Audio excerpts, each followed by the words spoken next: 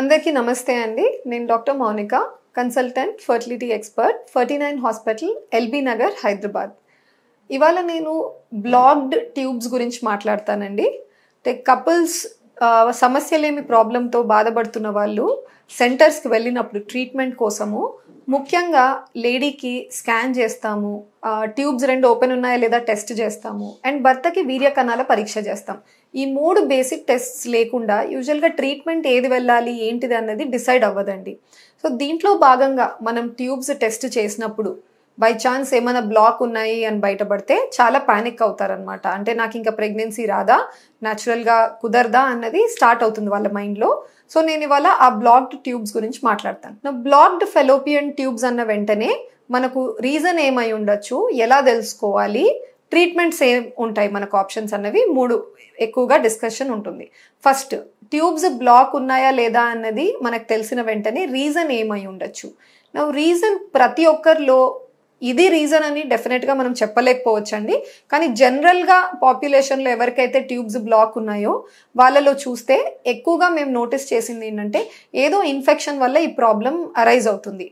ఈ infections lady vagina, గర్భసంచి ముఖద్వారం ఉంటుంది కదండి, ఆ వెజైనా ద్వారా ఆ ఇన్ఫెక్షన్ ఎంట్రీ గెయిన్ అవుతుంది.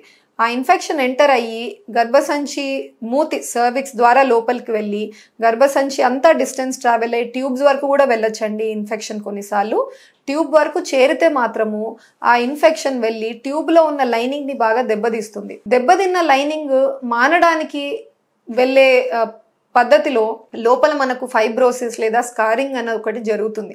అది జరిగి ట్యూబ్ బ్లాక్ అయిపోవచ్చు. ట్యూబ్ బ్లాక్ అయితే ఆ సందర్భంలో ఎగ్ కణము కలవడానికి కుదరదండి. అందుకనే న్యాచురల్గా ప్రెగ్నెన్సీ రావడం ఇబ్బంది అవుతుంది బ్లాక్డ్ ట్యూబ్స్లో. సో ఇది ఇన్ఫెక్షన్ ఒక రీజన్.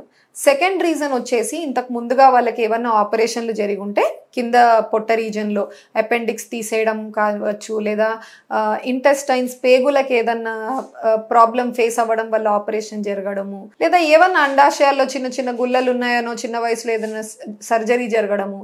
ఈ ఆపరేషన్లు చేసినప్పుడు మనకేం బయటపడదు, కానీ పొట్ట మనము మూసేసిన తర్వాత సూచరంతా చేసేసిన తర్వాత ఓవర్ టైం లోపలంతా మానేటప్పుడు ఈ గాయము అతుకులు చేరుకుంటాయండి, ఒకదానికొకటి అతుక్కుంటాయి అనమాట లోపల పట్టుకున్న స్ట్రక్చర్స్ అన్ని ఆర్గన్స్.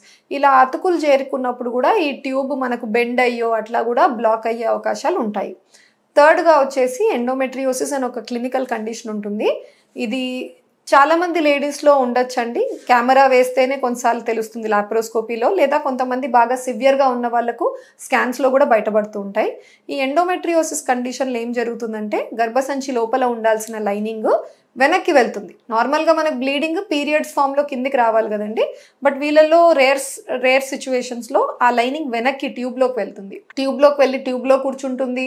అదే ట్యూబ్ ద్వారా ఆ పక్కకు ఓపెనింగ్ ఉంటుంది కదండి అండాశయం వైపు, అటు వెళ్ళి అండాశయం మీద కూర్చుంటుంది, బయట పేగుల మీద కూర్చుంటుంది. ఇట్లా వేరే వేరే రీజన్స్ మీద వెళ్ళి గర్భసంచి పొర వెళ్ళి డిపాజిట్ అవుతుంది. ఈ డిపాజిట్ అయిన పొర ఎలా అయితే మన గర్భసంచి లోపల ఉన్న పొర రియాక్ట్ అవుతుందో హార్మోన్స్కి, అలానే ప్రతి మంత్ లోపల బ్లీడింగ్ అక్కడ కూడా జరుగుతూ ఉంటుంది. బ్లడ్ బ్లీడింగ్ అవుతుంది, మళ్ళీ ఆర్గనైజ్ అవుతుంది, బ్లీడింగ్ అవుతుంది, ఆర్గనైజ్ అవుతుంది. సో ఇవన్నీ చేరుకొని అవి కూడా అక్కడ అతుకులు తయారయ్యి కూడా ట్యూబ్ బ్లాక్ అయ్యే అవకాశాలు ఉండొచ్చు. ఇది మేజర్గా చూస్తున్నాము. సో ఇట్లా బ్లాక్డ్ ఫెలోపియన్ ట్యూబ్స్ ఒక సైడే ట్యూబ్ బ్లాక్ ఉండొచ్చండి, లేదా 2 వైపులా ట్యూబ్స్ బ్లాక్స్ ఉండొచ్చు. 2 ట్యూబ్స్ బ్లాక్ ఉన్న వాళ్ళకి మాత్రము న్యాచురల్ ప్రెగ్నెన్సీ ఇబ్బంది అవుతుంది. అలాంటి వాళ్ళు టెస్ట్ ట్యూబ్ బేబీ పద్ధతి ద్వారా ప్రెగ్నెన్సీ అచీవ్ చేయడానికి కుదురుతుంది. ఒక్క సైడే ఫెలోపియన్ ట్యూబ్ బ్లాక్ ఉన్న వాళ్ళు మాత్రము న్యాచురల్గా ట్రై చేయొచ్చు, టాబ్లెట్స్తో ట్రై చేయొచ్చు, ఆర్ ఈవెన్ ఐయుఐ పద్ధతి, అంటే ఏ వైపు అయితే ట్యూబ్ ఓపెన్ ఉందో ఆ సైడ్ ఎగ్ రిలీజ్ అయినప్పుడు భర్త కణాలని మీ గర్భసంచిలో డ్రాప్ చేస్తే మీకు ప్రతి మంత్ ఎప్పుడైతే అటెంప్ట్ చేస్తారో కనీసం ఒక 15 to 20% దాకా మీకు ప్రెగ్నెన్సీ అచీవ్ చేసే అవకాశం ఉంటుంది.